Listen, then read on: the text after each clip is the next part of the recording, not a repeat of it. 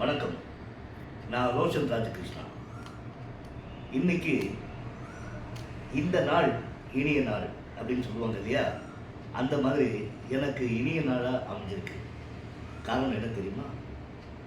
என் இனிய நண்பர், அதாவது நாங்கள் கிட்டத்தட்ட ஒரு 30-40 வருஷமாக நல்ல பழக்கம். கலை உலகத்தில் ஒரு கலக்கிட்டு இருக்காரு.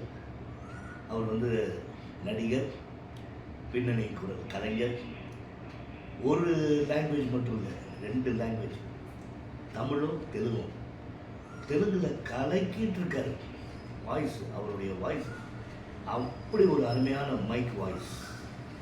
அதாவது எப்படி சொல்லுவாங்கன்னா, சிம்ம குரலோன்னு சொல்லுவாங்க இல்லையா, சிவாஜி சாரை சொல்லுவாங்க, என்டி ராமன் சாரை சொல்லுவாங்க. ஆனால் 2 சேர்ந்த கலவை இவர் நாராயண பாபு சார்.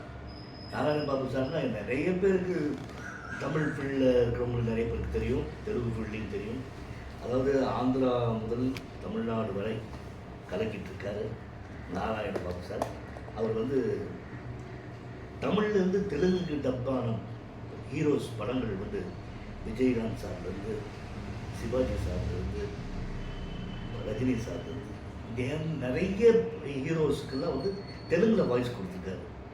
தமிழ்லேயும் நல்ல கேரக்டர்ஸ் எல்லாம் பேசிகிட்டு இருக்காரு, ஹீரோவுக்கும் பேசியிருக்காரு. அப்புறம் பல, அதாவது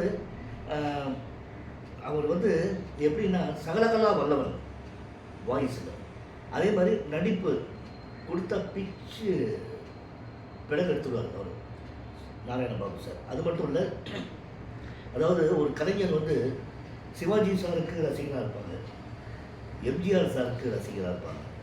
ஆனால் இவர் எப்படின்னா வாய்ஸில் சிவாஜி சார் மாதிரியே பேசி, நடிப்பு மீன்ஸ் எம்ஜிஆருடைய ரசிகன் இல்லை, பக்தன்.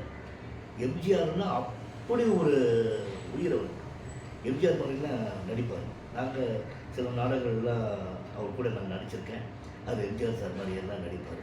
ஒரு மிகப்பெரிய கலைஞன். அவருக்கு எப்படி சொல்லணும்னா, நீங்கள் சொல்கிறத விட நீங்களே பாருங்கள்.